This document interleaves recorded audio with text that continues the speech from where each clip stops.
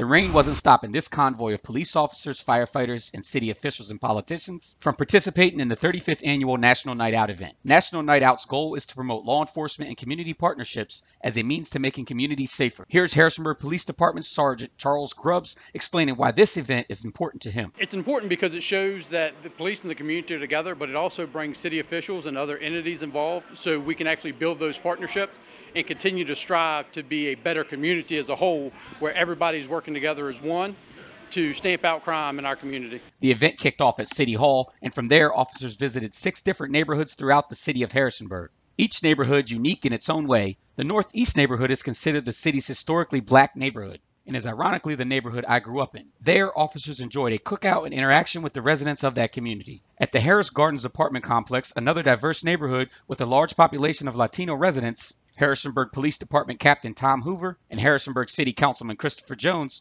played basketball with the kids.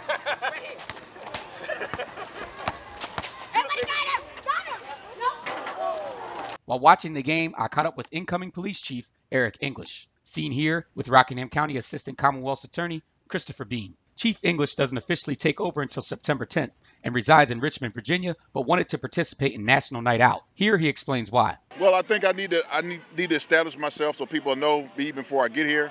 I think I've met a lot of different people from a lot of different neighborhoods thus far, and I think it's just important for them to get to know who I am.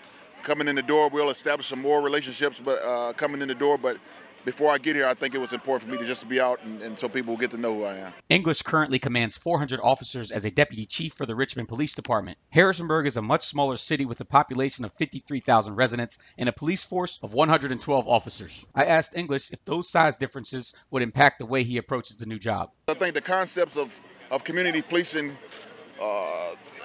they take place in any organization. So whether you're in Richmond, whether you're in Harrisonburg, you still need to be able to collaborate with your community neighbors, your nonprofits, those in the community. You need to come together and make sure that they're addressing any issues that are going on in the various areas in Harrisonburg. And I think this is just one way of doing so. I mean, you see this many people out, like I said, on a rainy day, kids out, families out. This is what it's all about when you talk about community policing.